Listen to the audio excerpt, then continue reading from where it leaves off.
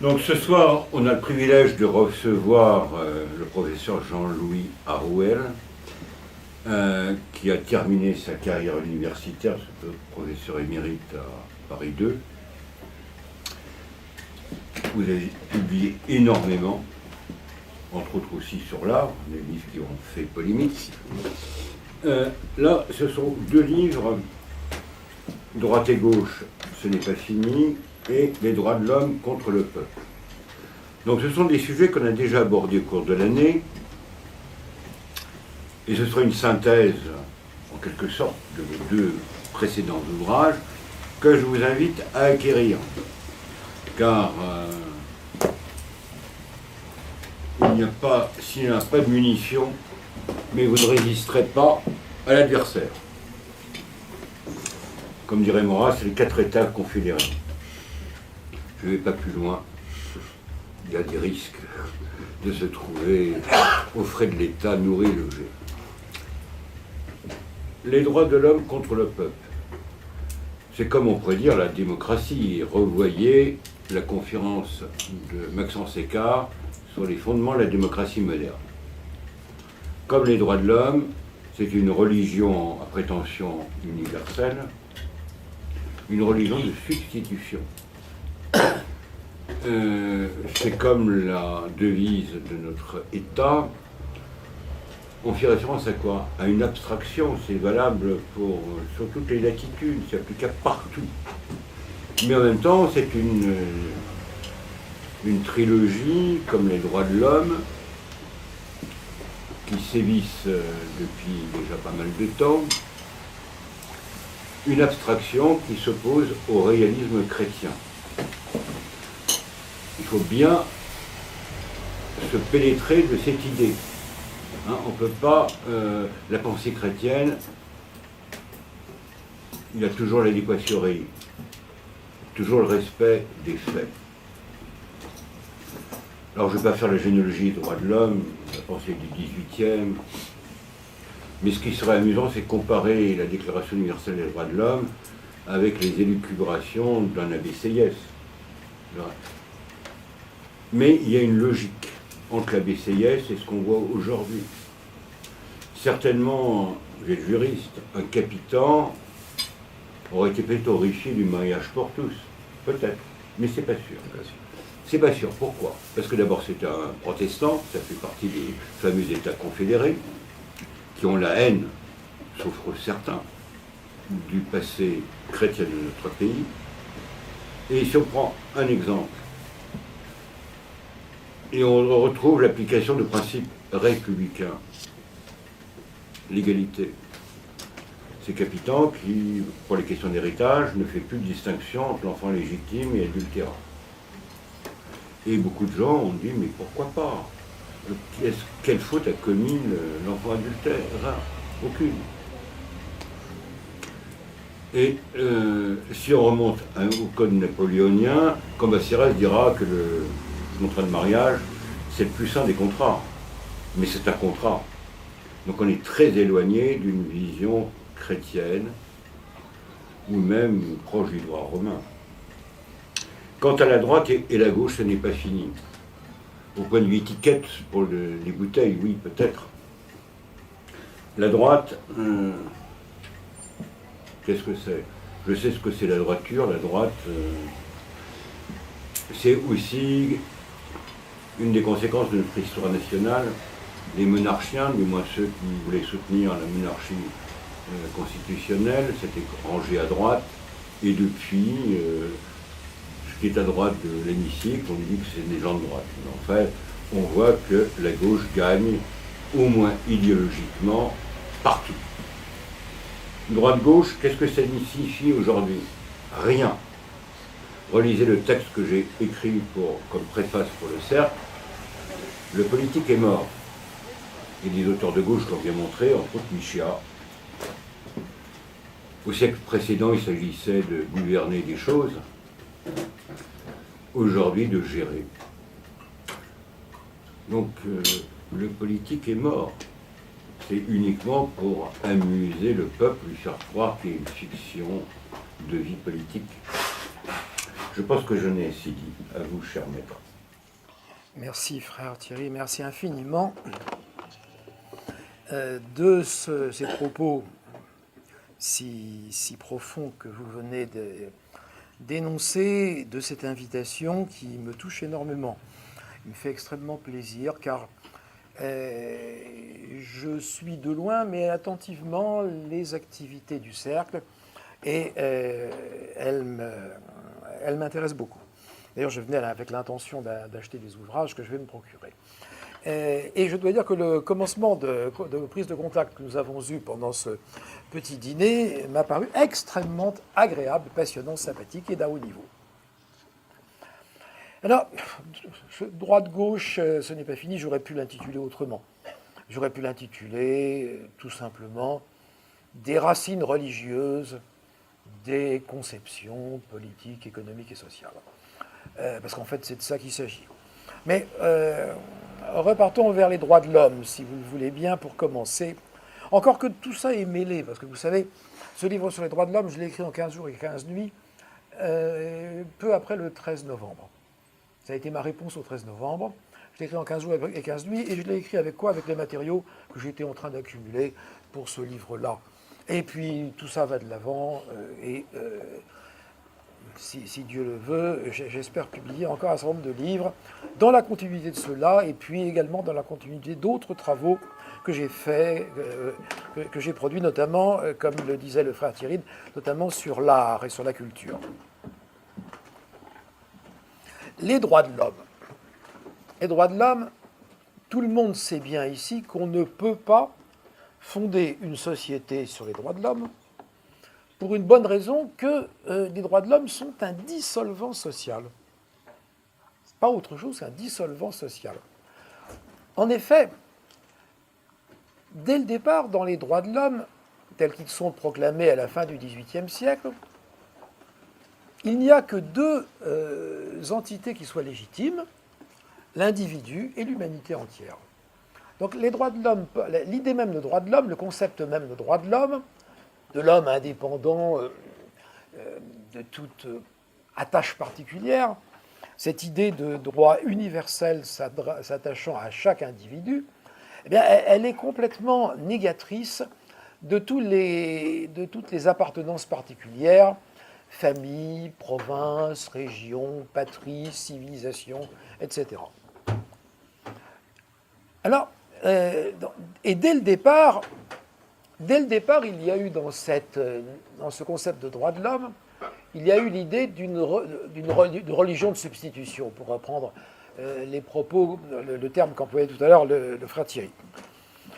Religion de substitution, religion politique, religion séculière, selon les auteurs, finalement c'est toujours de la même chose qu'il s'agit. L'esprit humain étant naturellement religieux, quand on chasse la religion, eh bien, par la porte, elle rentre par la fenêtre sous d'autres formes et sous des formes sécularisées. Les droits de l'homme en sont une manifestation. Et les droits de l'homme, eh bien, ils constituent aujourd'hui, mais après je reviendrai sur les choses plus anciennes. Les droits de l'homme, ils constituent aujourd'hui, de manière tout à fait intéressante et surprenante, parce que pendant un siècle et demi, les marxistes ont dit le plus grand mal des droits de l'homme, qui était pour eux une idéologie bourgeoise, des pseudo-droits, etc., etc. Bien, étonnamment, les droits de l'homme ont pris la place du communisme comme promesse d'une rédemption terrestre, comme promesse d'une émancipation de l'humanité. Le premier à l'avoir remarqué, c'est François Furet, au début des années 1990. Il avait constaté à ce moment-là que l'Union soviétique implosait, le communisme s'affaissait, et que les droits de l'homme avaient repris la place du communisme, du communisme qui paraissait en voie d'extinction, comme projet, comme promesse du paradis sur la terre. Et c'est une utopie. Les droits de l'homme tels qu'on les connaît maintenant, c'est une utopie. Il y a un historien américain qui s'appelle Moyne, M-O-Y-N, Samuel Moyne, qui appelle ça The Last Utopia. La dernière utopie qui a pris la place des totalitarismes disparus les uns, ou implosés, ou affaissés, ou affaiblis les uns après les autres. Et alors, j'ajouterai, je l'ai un peu démontré dans ce livre-là, et j'aimerais le faire un peu plus dans un autre livre, qu'il y a étonnamment, dans les droits de l'homme devenus une religion séculière, alors ils sont devenus une religion séculière dans le courant, dans le second XXe siècle, à partir du milieu du XXe siècle, parce qu'avant les droits de l'homme, ce n'était pas du droit, c'était des principes, c'est tout. Mais ce n'était pas du droit positif, ça ne pouvait pas être invoqué devant les tribunaux, ce n'était pas du tout pris en compte par la justice. Et j'y reviendrai tout à l'heure. Donc, ils sont devenus du droit, et le doyen Carbonnier observe qu'en même temps qu'ils sont devenus du droit, ils sont devenus une religion d'État. Ils sont devenus notre religion d'État, ils sont devenus une religion séculière, et en devenant une religion séculière, eh bien, ils ont changé de nature, et ils se sont imprégnés de nouveaux principes, qui d'ailleurs n'étaient pas si nouveaux que ça, mais qui étaient la réactivation de principes très anciens qui avaient été désactivés, puisque pendant leur première, en France, pendant leur première décennie d'existence, les droits de l'homme ont eu véritablement de très grandes conséquences politiques, économiques, sociales, juridiques. Pour dire, pendant 10 ans, les droits de l'homme ont été employés à détruire la France telle qu'elle existait, c'est-à-dire cette France, cette nation charnelle, et tout ça renvoie à Jean de Vigrid, n'est-ce pas? Cette nation charnelle qui était la France d'Ancien Régime, cette patrie de patrie, cet attachement concret à la grande et à la petite patrie, tout cela. Il s'agissait de casser tout cela pour le remplacer, pour y substituer le grand tout national de Touret, la masse nationale de Sieyès. Une nation. Alors on dit que la nation a été inventée par la gauche, c'est pas vrai, la nation elle était là sous l'Ancien Régime. Bien sûr qu'elle était là sous l'Ancien Régime, mais ce n'était pas la même nation. C'était la nation concrète et charnelle. Et ça devient, avec 89 et avec les droits de l'homme, une entité abstraite, le grand tout national, la masse nationale.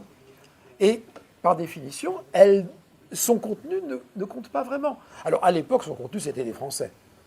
Il n'y avait pas d'immigration, quasiment pas. C'était la France qui émigrait. La France était la première puissance en Europe, sans doute. La première ou la deuxième puissance mondiale. La France était pleine d'hommes à ne savoir qu'en faire.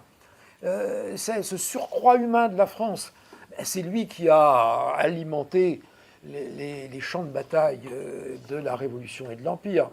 Vous vous souvenez de Napoléon qui disait, après une bataille, il y avait des dizaines de milliers de morts. Une nuit de Paris me refera tout cela. Bon, la France, donc concrètement, ça n'a rien changé. 89 n'a rien changé à la France. La France est restée peuplée de Français. Mais la conception intellectuelle et institutionnelle de la Nouvelle-France faisait que son contenu humain, en réalité, importait peu. Et que c'était simplement une entité juridique et un territoire au contenu humain qui pouvait être aléatoire. C'est ce qui se produit maintenant. Nous sommes un territoire politico-administratif dont le contenu humain est devenu aléatoire. Alors, les droits de l'homme, pendant une dizaine d'années, ont eu un effet extrêmement destructeur, politiquement, humainement.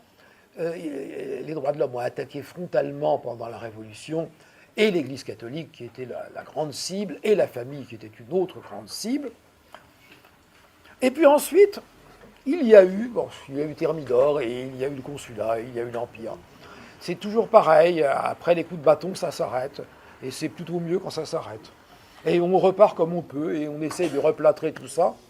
Alors on a gardé les droits de l'homme, mais on les a en quelque sorte désactivés. On en a désactivé la virulence en faisant que les droits de l'homme ne fussent plus du droit du tout, et que le contenu des droits de l'homme, le contenu juridique des droits de l'homme, ça serait par le législateur que ça passerait. Et pendant un siècle et demi, le législateur a surtout mis parmi les droits de l'homme des libertés publiques. Et il faut bien dire que d'ailleurs, quand j'ai été étudiant à la faculté de droit, on n'étudiait pas les droits de l'homme, on étudiait les libertés publiques. Maintenant, vous n'avez plus de cours de liberté publique, vous avez des cours de droits fondamentaux. Les libertés publiques s'adressaient aux citoyens, les droits fondamentaux s'adressent à tout le monde, et a fortiori, et a priori plutôt, prioritairement aux étrangers, aux migrants, etc. C'est là la grande mutation qui s'est produite dans les années 70 avec l'apparition même de ce terme de droits fondamentaux. Alors, les libertés publiques ne sont pas du tout une innovation de 89. Les libertés publiques, le terme de liberté publique, on le retrouve sous la plume des grands juristes, des grands publicistes de l'Ancien Régime. Chez Bodin, chez Domas, chez Cardin-Lebray, chez tous ces auteurs, on trouve l'idée de liberté publique, on trouve l'idée que le roi gouverne un peuple libre, et non pas des esclaves, etc. Donc l'idée de liberté publique, elle est ancienne, et la plupart des grandes libertés publiques étaient déjà là sous l'Ancien Régime. Et, au fond, on va donner des droits de l'homme, en France et ailleurs, une version plutôt, pas exclusivement, mais plutôt liberté publique. Et puis le grand retournement, c'est le grand basculement, c'est le milieu du XXe siècle, et c'est là que les droits de l'homme vont se trouver juridicisés par la Constitution de 1945, par celle de 1958, par la Convention européenne des droits de l'homme de 1950. Et à partir de là, eh bien, les juridictions, les hautes juridictions nationales et supranationales vont juger au nom des droits de l'homme. Et on va rentrer dans ce que nous connaissons maintenant très bien, qui est un gouvernement des juges. C'est ce gouvernement des juges qui se fait au nom des droits de l'homme, et le gouvernement des juges, donc, juge au nom des droits de l'homme, et ils sont les prêtres, les juges. C'est une vieille idée. C'est une vieille idée qui vient du droit romain que les juges sont des prêtres de la justice. Cette idée avait été récupérée par les parlementaires de l'Ancien Régime qui avaient bâti là-dessus toute une théorie extraordinairement efficace politiquement qui permettait aux juges de dire que si le roi était de droit divin, eh bien le magistrat l'était aussi. Et que le magistrat avait sur le roi une supériorité, c'est que le magistrat avait reçu directement de Dieu le dépôt des lois. Et comme le magistrat avait reçu directement de Dieu le dépôt des lois, ça permettait au magistrat de réviser les lois royales, de les ignorer, ou de substituer aux lois royales d'autres règles par les arrêts de règlement. Donc c'était quelque chose d'extraordinairement efficace que cette prêtrise judiciaire. Cette prêtrise judiciaire qui a été une des causes de la Révolution. Parce que vous savez très bien que cette contestation parlementaire, cette contestation des cours souveraines, aboutit à un tel blocage de l'État qu'il en est résulté la Révolution. L'État de 1789 était un État asphyxié, ligoté, asphyxié, qui ne pouvait plus bouger ni pied ni poing. Et c'est pour ça que les révolutionnaires se sont prémunis contre un retour de la prêtrise des juges en décidant que le jugement était le résultat d'un syllogisme et que le juge ne pourrait plus jamais faire de règlement. Eh bien, dès le XIXe siècle, le juge est revenu au règlement, et alors au XXe siècle, on est en pleine... Actuellement, le juge se considère et se définit lui-même comme un législateur, un paralégislateur. Le juge est très à l'aise pour ignorer la loi existante, pour l'interpréter à sa façon, voire pour en créer une nouvelle.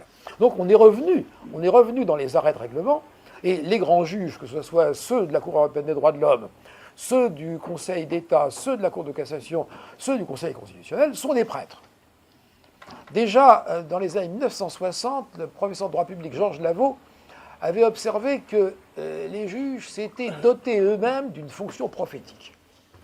Au nom des principes généraux du droit, ils faisaient dire aux constitutions, aux principes, tout ce qu'ils voulaient, et les juges de la Cour européenne des droits de l'homme le font d'une manière, avec, il faut bien le dire, un brio, une maestria et un culot tout à fait prodigieux. Et puisque, en fonction des circonstances politiques, d'ailleurs, ils interprètent les principes à leur manière, et quand ça va trop mal, eh bien, on revient en arrière. Par exemple, un arrêt de la Cour de Strasbourg interdit les crucifix dans les écoles italiennes. Bon, peu après, comme on voit vraiment que la pilule ne passe pas, eh bien, on réinterprète tout ça pour autoriser finalement les crucifix dans les écoles italiennes. Ce qui montre bien que le droit n'a aucune espèce d'importance là-dedans. On est en pleine religion des droits de l'homme, et les grands magistrats qui sont des prêtres de cette religion utilisent cette religion et la font parler comme les prêtres de l'Inde faisaient parler les statues des idoles à leur gré. Alors voilà où nous en sommes. Nous sommes dans un système de religion séculière, une religion séculière des droits de l'homme qui a remplacé la religion séculière communiste. Et je vous disais que François Furet, en disant cela, se contentait d'observer le phénomène de substitution. Mais j'aurais tendance à ajouter qu'il y a dans la religion séculière des droits de l'homme une dimension communiste. En effet. Et c'est pour ça d'ailleurs, et c'est bien pour ça d'ailleurs que les anciens militants communistes, Marcel Gauchet l'avait observé dès les années 1980, les anciens militants communistes se sont recyclés massivement dans la religion séculière des droits de l'homme. Alors comment est-elle communiste ? Eh bien par sa composante immigrationniste. L'immigrationnisme, en effet, est devenu actuellement un des grands aspects de cette religion séculière des droits de l'homme. Or, en quoi consiste l'immigrationnisme ?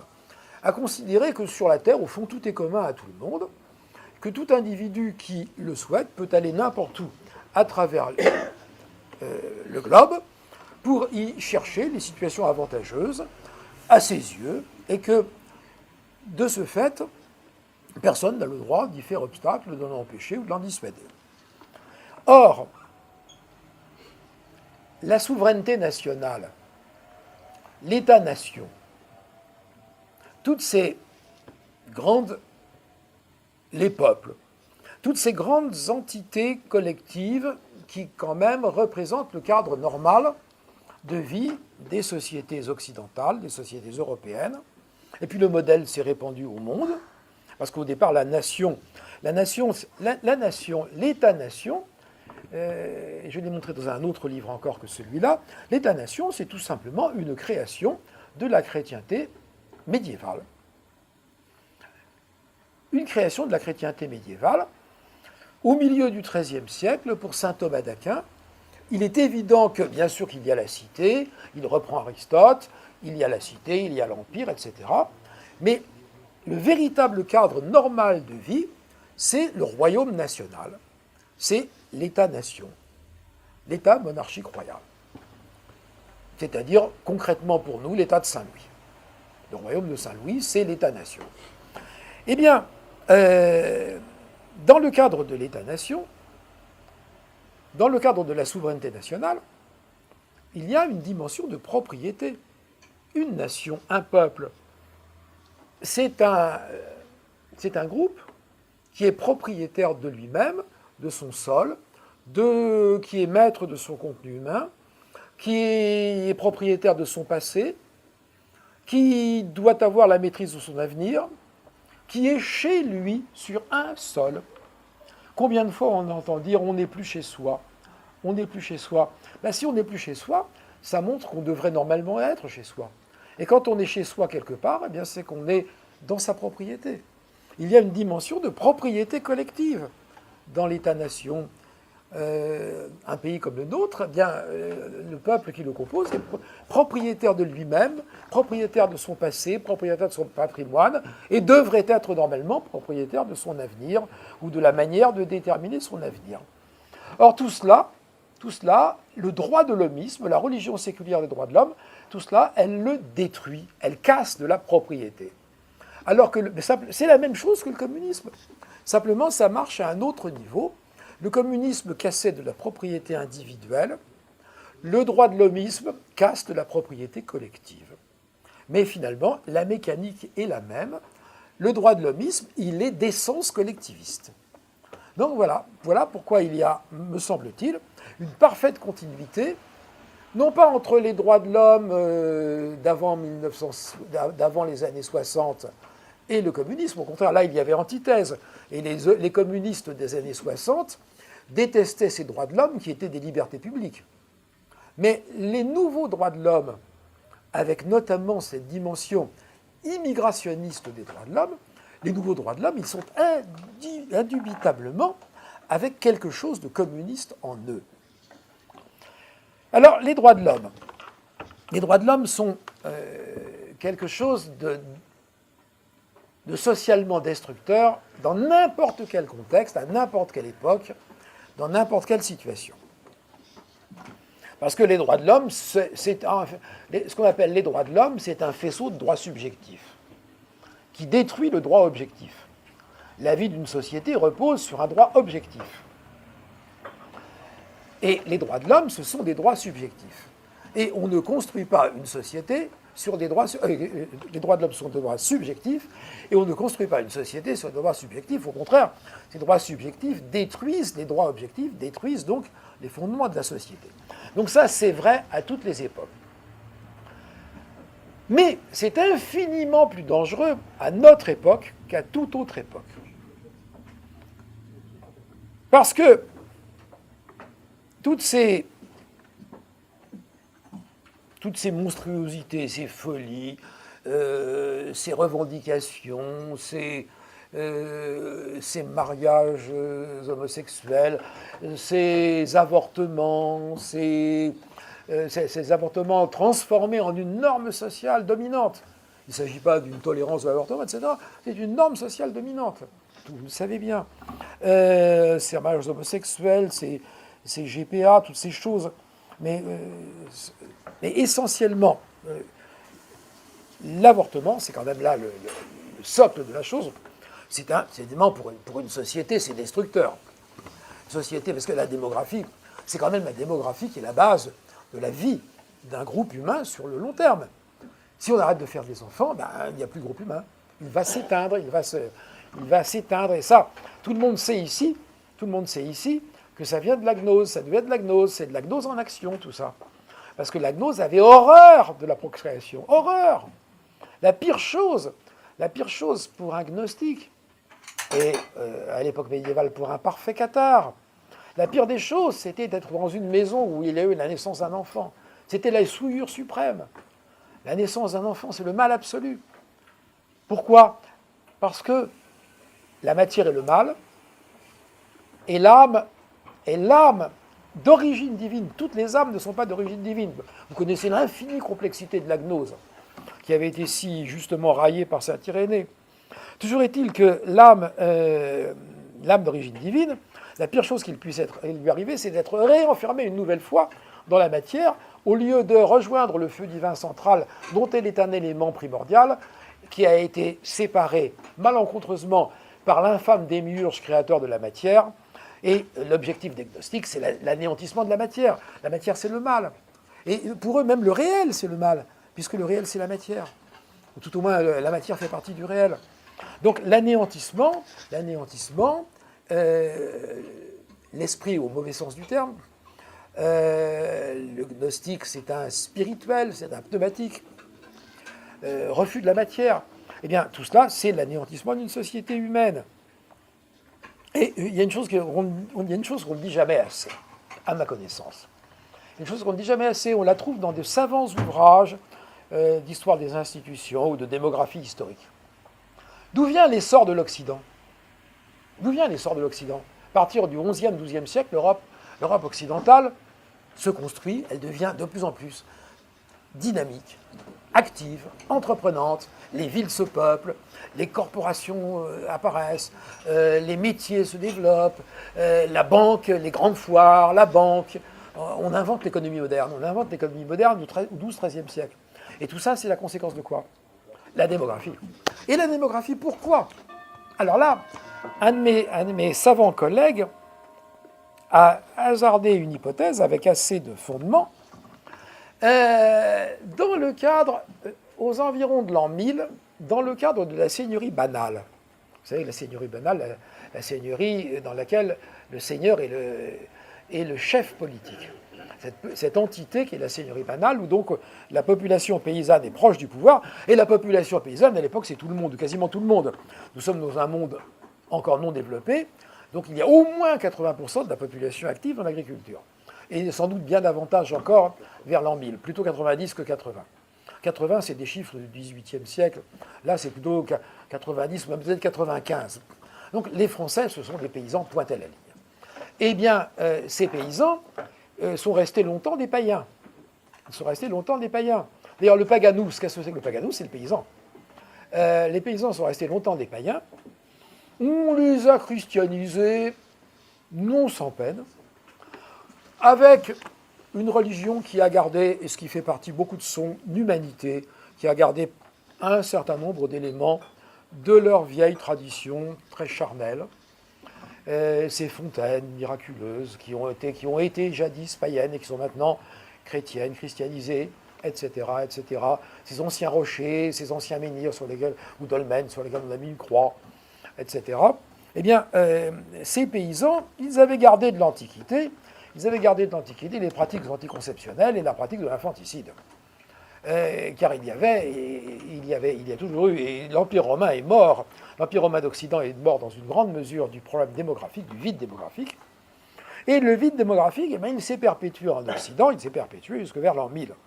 Et il a été renforcé encore au 8e, 9e siècle, il a été renforcé encore par les invasions, les Hongrois, les Normands, les Sarrasins, et puis ces invasions ont été jugulées, et puis vers l'an 1000, dans le cadre de la seigneurie banale, et de l'encadrement paroissial, car le réseau des paroisses, jusque-là, avait été extrêmement lâche. Les paroisses étaient très grandes.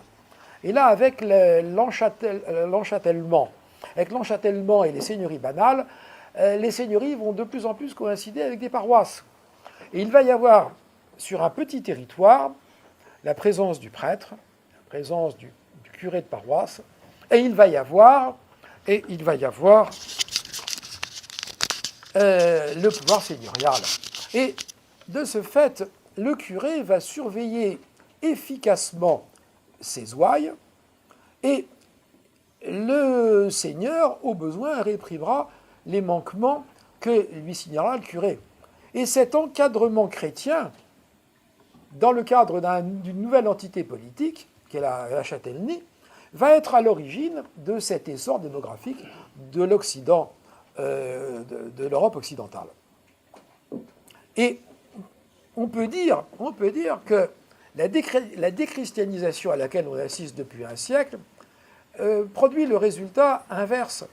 C'est-à-dire que, en parallèle avec cet essor démographique permis par le christianisme, par la christianisation, non pas par le christianisme, mais par la christianisation en profondeur, qui a imposé aux paysans de renoncer à leurs meurtres, leurs infanticides, etc., et qui leur a imposé le croisé et multiplié de la Bible, qui les a obligés à le respecter, eh bien, la déchristianisation qui ferme cette période millénaire, mais elle aboutit à une implosion démographique de l'Occident qui, si elle n'est pas modifiée puissamment dans des délais relativement raisonnables, aboutira, c'est malheureusement évident, à son évanouissement, à son évaporation humaine.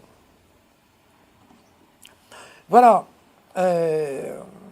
un élément parmi d'autres de ces problèmes que posent les droits de l'homme, déjà en eux-mêmes.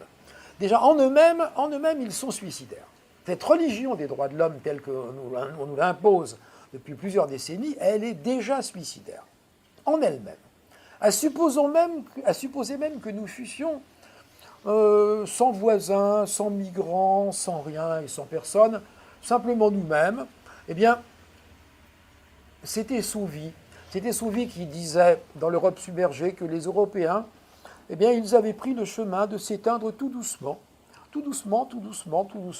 Et c'est ce processus qui se poursuit malheureusement, ce processus d'auto-extinction suicidaire tout simplement parce que les valeurs gnostiques ont remplacé les valeurs chrétiennes. Mais alors, c'est encore... Mais vous le voyez bien, tout ça, je vous dis ça, mais vous le savez, c'est évident, ça crève les yeux. Tout ça est rendu encore bien pire par le contexte. Par le double contexte d'un flux migratoire gigantesque, d'une part, et d'autre part, d'une présence d'une autre religion, l'islam, de plus en plus massive sur ce territoire qu'est la France. Car pour l'islam, la France n'est pas autre chose qu'un territoire à conquérir, excusez-moi. Le prophète avait dit à ses cavaliers qu'il leur livrait en butin les terres des infidèles. Nous sommes le butin, nos terres sont le butin, sont du butin, elles font partie du butin. L'essor des cavaliers d'Allah a été brisé voilà un peu plus de 1000 ans. Pendant 1000 ans, l'Europe a dit non à l'islam. J'aurais tendance à dire que l'identité européenne, pendant un millénaire, ça a été avant tout, de mon point de vue, son refus de l'islam. Le refus d'être soumis à la domination musulmane. Avec toutes les reconquistas, celle de l'Espagne, qui commence très tôt, qui commence dès le 11e, Barbastro c'est au 11e. Celle de l'Italie du Sud, celle de la Sicile. Avant cela, tout le sud-est de la France. Montpellier, Narbonne, rappelez-vous Emerillo de Victor Hugo. Narbonne était une ville musulmane, une grande cité musulmane. C'est reconquête. Et puis toute l'Italie du Sud, la Sicile, les Balkans, les sièges de Vienne, toute cette volonté de ne pas être soumis à une domination islamique. Ça a été pendant 1000 ans, l'un des fondements majeurs de l'identité européenne. Et puis tout cela est fini. Tout cela est fini et finalement l'islam s'installe de plus en plus. Et ce n'est pas seulement l'islam, c'est une civilisation arabo-musulmane. Donc ce n'est pas seulement une islamisation, c'est une arabisation, car nous sommes arabisés. On peut être musulman sans être arabisé. Les Chinois, par exemple, ont une population musulmane autochtone, même si au départ il a pu y avoir quelques marchands qui ont transporté la foi d'Allah. Les Chinois ont une importante population musulmane, de l'ordre de 100 millions dans mes souvenirs, mais c'est peut-être des chiffres à revoir à la hausse, de l'ordre de 100 millions de musulmans, population musulmane autochtone, et qui n'est pas du tout arabisée. Quand vous allez à Xi'an, par exemple, la grande mosquée de Xi'an, vous êtes devant ce bâtiment, donc ça ressemble absolument à n'importe quel autre édifice religieux chinois. C'est un temple chinois comme un autre, avec une seule différence, c'est que les tuiles vernissées des toitures, au lieu d'être jaunes, sont vertes. Voilà. Sinon, on est en pleine civilisation chinoise. De la même façon, de la même manière,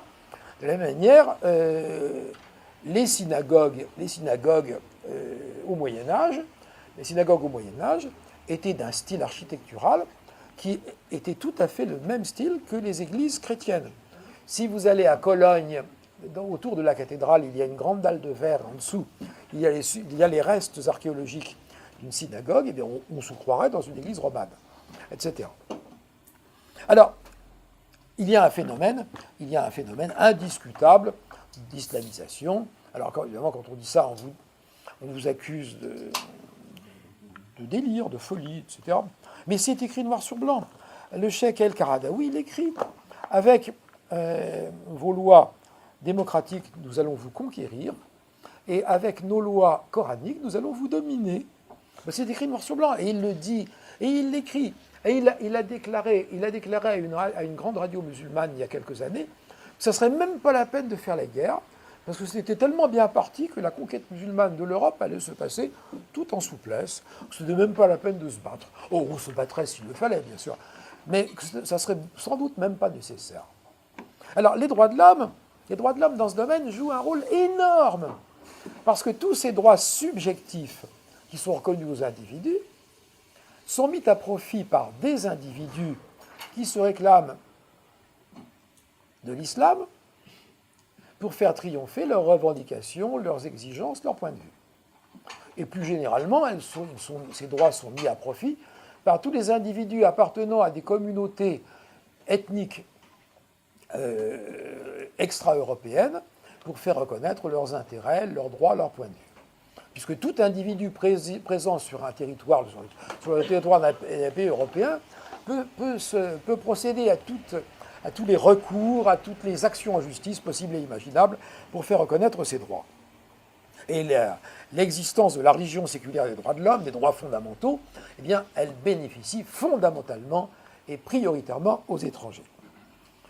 Et alors, le résultat de tout cela, d'ailleurs, c'est que ces droits subjectifs sont mis au service, ces droits subjectifs qui détruisent notre droit objectif européen, d'origine, même s'il y a beaucoup de trahison dans notre droit laïque, il y a encore toujours plus ou moins et partout des racines chrétiennes, même quand elles ont été très fortement trahies, déformées, viciées par les traces d'anciennes hérésies, j'y reviendrai. Mais bon, ça reste quand même un univers, même si c'est dans cet univers, il y a des choses qui n'allaient pas. Eh bien cet univers-là, et ce droit européen, il est en passe d'être détruit par les droits de l'homme pour être remplacé par un autre droit objectif, le droit coranique, le droit arabo-musulman. Car, et c'est quelque chose qui est bien connu aussi, l'islam n'est que très secondairement une religion telle qu'on la conçoit en Europe à partir de la conception religieuse, de la conception de la religion que nous avons du fait du christianisme. L'islam est bien davantage un code de droit, un code de comportement et une constitution politique. Et dans ces conditions, ce n'est pas d'une conquête religieuse seulement qu'il s'agit, c'est d'une conquête politique, juridique, sociologique, morale, la substitution d'un droit à un autre. Alors la première étape, ça sera indiscutablement la formation d'entités, de micro-entités politiques, des Kosovos par exemple. Les Kosovos, parce que dans l'islam, il y a, et Renan le remarquait déjà à la fin du XIXe siècle, il y a dans l'islam l'idée d'avoir un État à son service. Donc la logique de l'islam, c'est de produire un État qui soit son bras séculier. Et de ce fait, l'islam ignore complètement la disjonction du politique et du religieux qui caractérise la civilisation chrétienne et la religion chrétienne. Donc l'idée de l'islam, c'est la création d'États musulmans. Et cette création d'États musulmans en Europe, elle est en bonne voie. Donc voilà, les droits de l'homme sont dangereux en eux-mêmes à tout moment et à toute époque. Ils sont particulièrement dangereux à un moment. La religion séculière des droits de l'homme est particulièrement dangereuse pour les pays européens, à un moment où les pays européens sont confrontés à deux immenses défis. L'immense défi des flux migratoires, de ces migrations qui n'ont pas de raison de s'arrêter, et dont nous ne voyons que le tout commencement. Ça n'est rien. Vu la croissance démographique de l'Afrique, vu la croissance démographique annoncée de l'Afrique, ce n'est pas par centaines de milliers, ce n'est pas par millions, c'est par dizaines de millions, et sans doute même par centaines de millions, qu'il faut s'attendre aux migrations dans les décennies à venir et dans le siècle à venir. Il y a des chiffres tout à fait étonnants.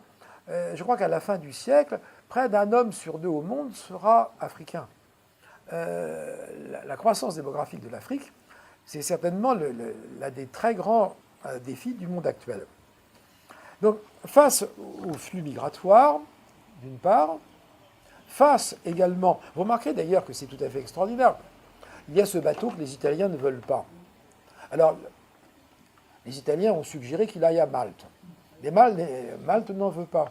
Ce qui me frappe, c'est que personne n'a suggéré qu'il aille à Tripoli, qu'il aille à Tunis, qu'il aille à Tanger, Personne n'y pense, apparemment, c'est très curieux, mais personne n'y pense. On pourrait même suggérer qu'il aille un peu dans la mer Rouge et qu'il aille sur les côtes d'Arabie Saoudite. Bien non, ça, apparemment, personne n'y pense. Donc voilà, les droits de l'homme mettent les États européens, la religion des droits de l'homme met les États européens dans une situation d'impuissance politique. Impuissance politique, vulnérabilité totale à l'égard de ces deux grands phénomènes. Et dans ce petit livre pour l'islam, je suggère la nécessité d'une discrimination minimale. Car il est tout à fait légitime de discriminer ce qui est de traiter différemment les choses différentes. Le christianisme et l'islam ne sont pas la même chose, donc il est normal de les traiter différemment. Les Suisses l'ont très bien compris. Cette démocratie la plus vieille et la plus exemplaire démocratie européenne l'a très bien compris, puisqu'elle a décidé qu'on pourrait toujours construire des clochers en Suisse, mais qu'on ne pourrait plus y construire de minarets. Eh bien, c'est de la discrimination. Et c'est une discrimination en plus qui ne touche absolument pas à la liberté religieuse. La liberté religieuse n'est absolument pas touchée. Ce qui est simplement empêché, c'est l'islamisation l'arabo-islamisation visuelle du paysage helvétique. C'est simplement ça qui est empêché. Et c'est un réflexe politique de sauvegarde minimale et parfaitement légitime, dont un pays comme la France aurait tout à fait intérêt à s'inspirer dans ses décisions futures, dans ses décisions politiques futures. Malheureusement, l'état actuel du paysage politico-institutionnel, tant qu'on n'aura pas de grand référendum, sur des questions qui concernent vraiment les populations européennes et les populations françaises, eh bien, on n'aura jamais de décision de ce type. Alors, vous allez me dire, et tout cela, la droite et la gauche. Eh bien, la religion des droits de l'homme, c'est un avatar de la religion de l'humanité, la religion séculière de l'humanité. Cette religion séculière de l'humanité, elle se forme à travers les siècles, et elle donne, au XVIIIe siècle, elle est représentée par des philosophes comme Herder, comme Lessing, qui viennent du christianisme, mais qui s'en détachent complètement, qui sont des francs-maçons tous les deux d'ailleurs, qui veulent y substituer cette religion de l'humanité qu'ils portent là sur les fonds baptismaux.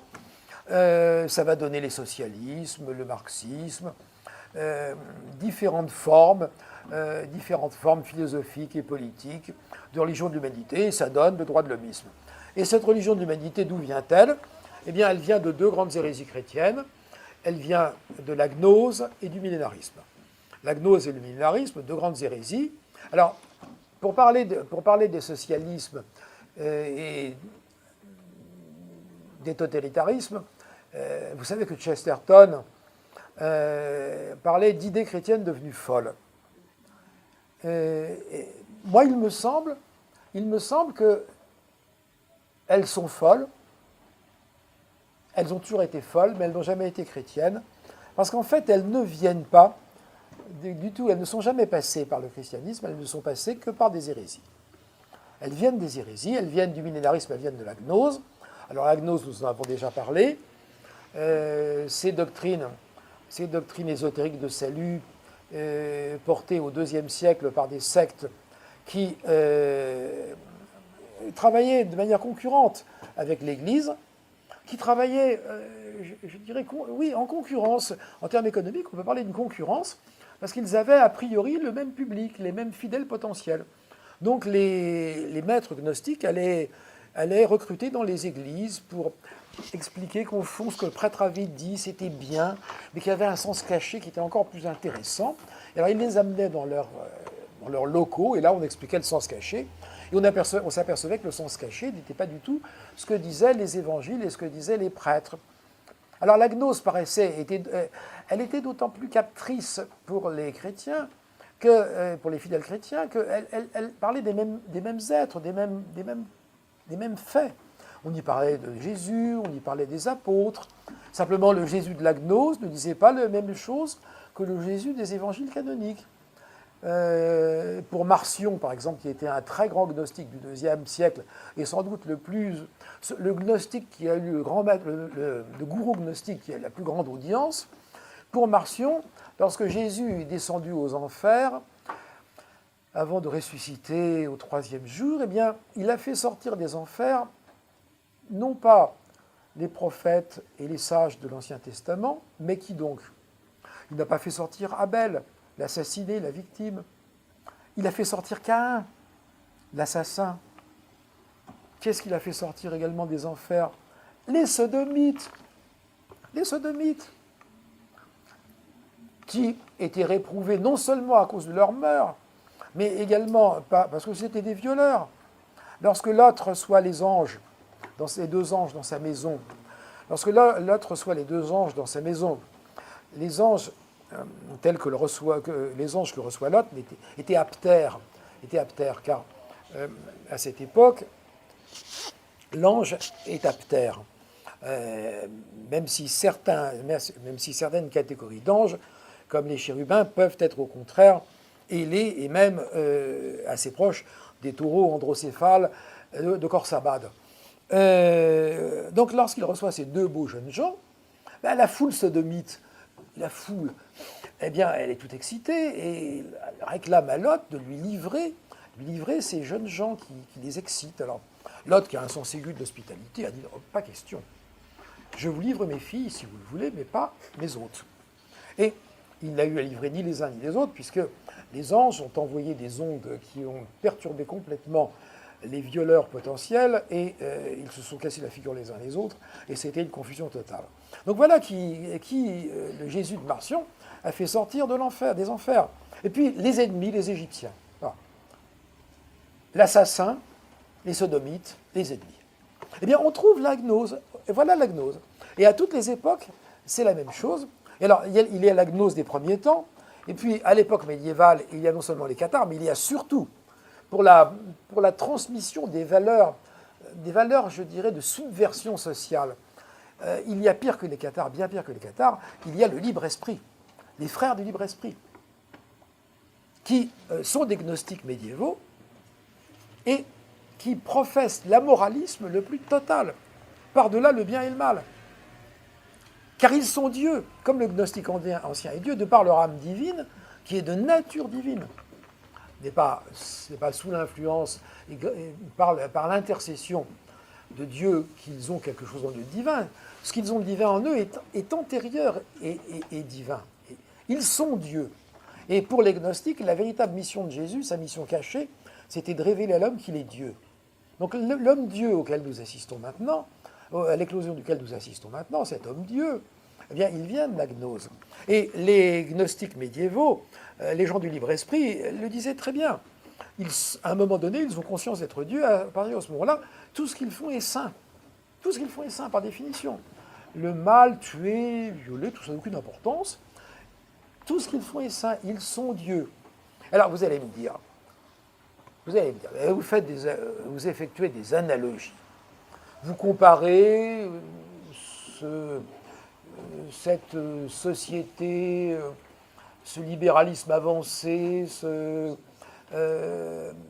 cette société libertaire issue du New Age, avec ses mysticismes vaguement hindouistes, vous comparez ça avec la gnose ancienne et avec les gnostiques médiévaux, vous faites des comparaisons, c'est tout. Vous n'avez aucune preuve, aucune filiation. Eh bien, s'il y a des preuves, et elles sont extraordinairement intéressantes et irréfutables, Raoul Vaneigem. Raoul Vaneigem, traité de savoir-vivre à l'usage des jeunes générations. Paris, Gallimard, 1967. Un grand situationniste, un des maîtres à penser de mai 68, Vaneigem. Eh bien, Vaneigem l'écrit noir sur blanc. Il dit « Je pense exactement comme les gens du libre-esprit ». Et il donne des citations et des pages et des pages et des pages. Et il se réclame de l'image, d'une grande autre image gnostique à travers les siècles, ça a été le grand seigneur méchant. Le grand seigneur méchant. Et là aussi, Vaneigem écrit il ne se réclame pas directement, il ne s'identifie pas au grand seigneur méchant, mais il aime beaucoup les grands seigneurs méchants. Gilles de Rais, le marquis de Sade. Le Marquis de Sade qui est agnostique. C'est un grand agnostique, le Marquis de Sade. D'où sa phobie absolue de la procréation. Il y a des pages insoutenables chez Sade, au nom de sa phobie de la procréation. Non mais, insoutenable. Non mais, vous lirez éventuellement les passages que je cite. Les surréalistes, c'est la gnose, mais le surréalisme, c'est la gnose. Les sommeils hypnotiques d'Aragon, l'écriture automatique, Masson le peintre Masson et ses tableaux de sable, tout ça, c'est la communication avec les esprits. C'est la communication avec les esprits. Et Philippe Muret a très bien montré les liens entre tout ça et le socialisme. Au XIXe siècle, la gnose et le socialisme font le meilleur ménage. Lorsque les sœurs Fox, aux États-Unis, dans les années 1850, vont communiquer avec les esprits en rappant, je rappe, tu rappes, il rappe. Bon, eh bien, quels sont les journaux américains qui ont fait un énorme battage autour des affaires de communication des sœurs Fox avec les esprits? La presse socialiste. Muret montre également qu'à Londres, dans les années 1880, 70-80, les grands théosophes, qui sont des gnostiques, Madame Blavatsky, Annie Besant, sa disciple, eh bien, Besant est à la fois théosophe et socialiste, et Madame Blavatsky est dans les meilleurs termes avec les socialistes. Dans son journal Lucifer, écrivent essentiellement des socialistes, d'anciens communards, etc. Et elle montre, Muret montre que notre féminisme vient de la gnose. Et alors, il faut également faire la part du romantisme. Le romantisme a été également un grand vecteur de transmission de la pensée gnostique. Lamartine, l'homme est un dieu tombé qui se souvient du ciel. C'est la gnose. On est en pleine gnose. Alors, la gnose et le millénarisme. Alors, le millénarisme, a priori, c'était le contraire de la gnose, puisque le millénarisme, la gnose avait horreur de la matière et voulait l'anéantissement de la matière, la dissolution de la matière et le remplacement, le retour à un monde purement spirituel. Et au contraire, le millénarisme, qui constitue lui aussi une trahison du christianisme, puisqu'il refuse la transposition de la promesse messianique vers le royaume du ciel. Ça, le millénarisme le refuse, ou tout au moins il veut bien l'accepter, mais à condition que ce soit le plus tard possible, et qu'avant ça, il y ait 1000 ans de bonheur terrestre, bien charnel, avec vraiment l'abondance de bonheur. Et le millénarisme, qui au départ est assez innocent, à partir du IIIe siècle, bascule dans la Révolution. Et c'est à cause de ce basculement dans la Révolution que saint Augustin va rejeter le millénarisme du corps des doctrines de l'Église. Donc le millénarisme, à partir du Ve siècle, est rejeté du corps des doctrines de l'Église. Saint Irénée est largement expurgé. Ce sont les érudits du XVIe siècle qui retrouveront les écrits millénaristes, les écrits chiliastes de Saint Irénée. Et le millénarisme va poursuivre sa traversée de l'histoire de la chrétienté occidentale sous une forme révolutionnaire à travers le Moyen-Âge et les temps modernes. Avec l'idée que le royaume du Christ, le royaume terrestre de 1000 ans, sera communiste. Et donc, on bascule très vite dans la Révolution, puisque les prophètes millénaristes disent aux foules fanatisées, si vous voulez que Jésus revienne régner pendant 1000 ans, sur vous, et vous fasse vivre 1000 ans de bonheur, commencez par faire la Révolution, établissez un monde communiste, massacrez un peu les riches, les puissants, les prêtres et les juifs. Et à chaque fois qu'il y a eu comme ça une éruption révolutionnaire millénariste, eh bien, à chaque fois, le paradis annoncé s'est révélé être un enfer. Et voilà, c'est ce que je montre dans ce livre, que la gauche a pour racine les hérésies chrétiennes, et que la droite, la vraie droite, a pour racine le christianisme et la chrétienté. Mais alors, je dirais la vraie droite, parce que vous savez, René Raymond disait qu'il y avait 3 droites, la légitimiste, l'orléaniste et la bonapartiste. Mais le problème, c'est que la seule vraie, c'est la légitimiste. Parce que l'orléanisme, il y a un peu de droite dans l'orléanisme, mais il y a beaucoup de gauche. Et le bonapartisme, c'est pareil, il y a un peu de droite, mais beaucoup de gauche. Et alors le ni droite ni gauche, le ni droite ni gauche, eh bien c'est une fumisterie, le ni droite ni gauche. En réalité, il y a la droite et la gauche comme corps d'idées, comme corps d'idées. Et puis il y a ensuite des gens qui mettent dans leur panier quelquefois un peu de droite et beaucoup de gauche. Mais il faut bien reconnaître que dans le monde politique, dans l'offre, pour employer encore une terminologie économique, d'économistes et de marchands, ce qui n'est pas tout à fait mes habitudes, mais bon, ce qui est quand même une réalité, eh bien dans l'offre politique qui nous est faite, il n'y a quasiment pas de droite et il y a surtout de la gauche. Je terminerai là-dessus si vous le voulez bien, en vous remerciant infiniment de ce moment. Vous détestez les livres. Peut-être une question ou deux, pas plus. Je voulais que les 3 livres partent et je vais vous téléphoner mercredi pour fixer une date au mois de septembre. Une conférence. Ah bon? Oui, si vous voulez bien. Ah, volontiers, avec un grand bonheur. Bon, avec un grand bonheur. Pas plus de 2 questions. Et après, je vous demanderai d'acquérir, il n'y a que 3 livres. J'aimerais en reporter aucun pas chez moi, puisque je ne suis pas chez moi ce soir, puisqu'on m'a volé mes clés. Donc, 2 questions, pas plus. Vous? Oui, est-ce que Victor Hugo avait un lien avec la gnose? Oh mais non, mais il est gnostique. Oui, Il est gnostique. Ma sœur l'araignée, ma sœur l'ortie. Alors pourquoi est-ce que... L'étape pendant 20 ans. Elle est gnostique, il est absolument gnostique. Et les tables tournantes, et les esprits, et la réincarnation. Parce que la gnose, c'est aussi la réincarnation. Alors évidemment, la réincarnation, ça va tout de suite, ça facilite beaucoup la théorie du genre. Parce que quand on est réincarné, ça peut être homme ou femme. Donc finalement, homme ou femme, ça n'a plus beaucoup d'importance. Et le Jésus de la gnose avait dit également, vous entrerez dans le royaume de mon Père, dans l'évangile de l'Apocryphe de Thomas, vous entrerez dans le royaume de mon Père le jour où il n'y aura plus ni homme ni femme, où les femmes seront hommes et les hommes seront femmes. Non, Victor Hugo, absolument, vous êtes en plein dans le pays. On le dit pas souvent, on en dit très peu. Oui. Non, on ne dit pas. Mais Murel le dit. Est-ce que vous avez parlé du libre esprit? Personnellement, je n'ai jamais entendu parler de ce mot-là. Est-ce que à notre époque, c'est ce qu'on appelle le libre penseur? Le livre, non, pas du tout. Non, le libre esprit, c'était un courant, c'est une nébuleuse qui a existé entre le 11e, 12e et le 15e siècle, et